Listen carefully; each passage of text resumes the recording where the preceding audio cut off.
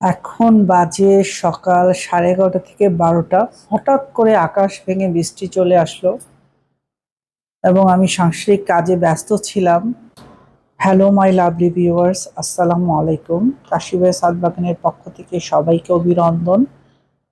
আশা করি সবাই ভালো আছেন। বাইরের বৃষ্টিটা খুবই চমৎকার। বৃষ্টি এনজয় করে না এমন কেউ নেই, সবাই বৃষ্টি ভালোবাসে। কিন্তু আমরা যারা বাগান করি তাদের জন্য মাঝে মাঝে বৃষ্টিটা আসলেই অসম্ভব কষ্টের কারণ হয়ে দাঁড়ায়। তার কারণ আপনারা এখন দেখতে পাচ্ছেন আমার চারা গাছগুলো, এটা আমি বারান্দায় রেখেছিলাম। ভেবেছিলাম চারা গাছগুলো বড় হবে, আমি রিপোর্টিং করব, কিন্তু দৌড়িয়ে এসে যখন দেখলাম প্রচণ্ড বৃষ্টিতে আমার চারা গাছগুলো নষ্ট হয়ে গেছে। আমি চারা গাছের দিকে তাকিয়ে বেশ কিছুক্ষণ চোখের পানি ফেলেছি, কারণ আমি এত কষ্ট করে এত শ্রম দিয়ে গাছগুলো তৈরি করি, হঠাৎ করে বৃষ্টিতে আমার গাছগুলো নষ্ট করে দেবে, এটা একেবারেই নষ্ট হয়ে গেছে। এই গাছগুলো কিছু করা যাবে কি না আমি জানি না। আমি একদিন পরে ফ্লাই করব, দেশের বাইরে যাব একটা জরুরি কাজে। এখন এই চারাগুলোর কি হবে আমি জানি না। ভারাক্রান্ত হৃদয়ে আজকে ভিডিওটা শ্যুট করছি। আমার মনটা ভীষণই ভীষণই খারাপ। আমার যখন বিয়ে হয়, বিয়ের পরে সবাই মা হতে চায়। যাই হোক, আমার কোনো একটা কারণে দেরি হয়ে গিয়েছিল। আমি যে জায়গায় থাকতাম ওখানে বারান্দায় একটা দুটো করে আমি গাছ লাগাতাম।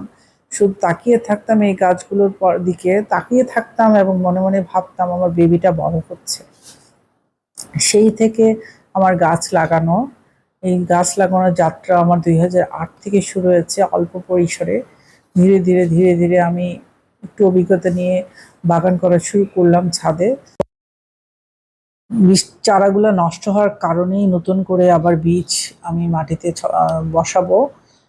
এটা হচ্ছে ব্ল্যাক টমেটো, যেটা ব্ল্যাক চেরি টমেটো আমি বাজার থেকে নিয়েছিলাম, এটা ফার্স্ট টাইম বসাচ্ছি। আর হাইব্রিড টমেটোটা এর আগে আমি বসিয়েছিলাম, যেটা নষ্ট হয়ে গেল বৃষ্টির পানিতে। আরেকটা আমি বসিয়েছিলাম ঘরোয়া টমেটো থেকে, টমেটো কেটে বাজার থেকে নিয়ে এসে আমি বসিয়েছিলাম, ওই বীজটা সম্পূর্ণভাবে এই চারাগুলো নষ্ট হয়ে গেছে। আমি চেষ্টাও করব আজকে। আপনারা যদি বীজটা 100% না হলেও 90% জার্মিনেট করাতে চান, অবশ্যই 6 থেকে 8 ঘন্টা বীজটা আপনারা ভিজিয়ে রাখবেন। তারপরে আপনারা এটা মাটিতে লাগান এবং 90% এটা বীজ জার্মিনেট হবে। আমার এভাবে করি এবং সবসময় একটা বীজও নষ্ট হয় না।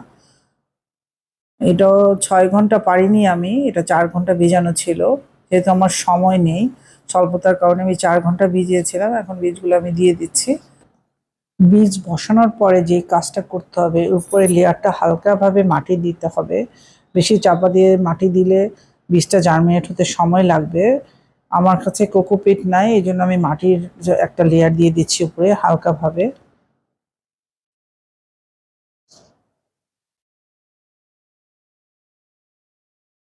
এই তো, এটাতে দিলাম হচ্ছে হাইব্রিড F1 ভ্যারাইটি, যেটা বড় বড় টমেটো হবে।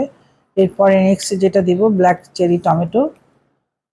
আমি একটা চিহ্ন দিয়ে রাখবো যাতে আমার বুঝতে সুবিধা হয়, কারণ অনেক চারা ফেলছি, কোনটা কোন টমেটো বোঝার জন্য আমাকে একটু মার্কিং করে দিতে হবে। এই তো, এটা ব্ল্যাক চেরি টমেটোর বীজ। এটাও সেম ভাবে আমি বীজটা ছড়িয়ে দিয়ে উপরে হালকা মাটির একটা লেয়ার দিয়ে দিব। যদি ভিডিওটা ভালো লেগে থাকে অবশ্যই অবশ্যই আমাকে একটা লাইক এবং সাবস্ক্রাইব করবেন, আমার পাশে থাকবেন, আমার চ্যানেলের পাশে থাকবেন, আমাকে উৎসাহিত করবেন আমি নেক্সট যাতে কোনো ভিডিও নিয়ে আপনাদের মাঝে উপস্থিত হতে পারি, এবং আমাকে ভালো ভালো কমেন্ট করবেন।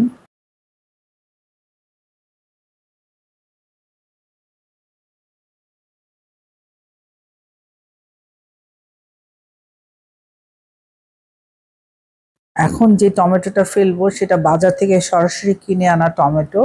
এভাবে চাক চাক করে কেটে মাটিতে একটা লেয়ার দিয়ে উপরে আবার মাটি দিয়ে এটা কাভার করে দিবেন। এটা আমি আগে ফেলেছিলাম, এই বৃষ্টিতে আমার সেই চারাটাও নষ্ট করে দিয়েছে সম্পূর্ণভাবে। বৃষ্টি একদিকে যেমন আমাদের উপকার গাছের জন্য, যারা আমরা চাষ করি, বৃষ্টির পানি খুব উপকার, অন্যদিকে খুব কষ্টের কারণও হয়ে যায়। খুবই কষ্ট পেয়েছিলাম আমি, চারাগুলো সবেমাত্র বের হয়েছে। আমি বুঝতেও পারিনি বারান্দাতে রাখার পরও আমার চারাগুলো নষ্ট হয়ে যাবে এভাবে। আমি আবার ট্রাই করছি, আমি কখনো দমে যাই না, এটা হচ্ছে আমার একটা ব্যাপক গুণ। আমি কোনো কিছুতেই দমি না, চেষ্টা চালিয়ে যাই সব সময়।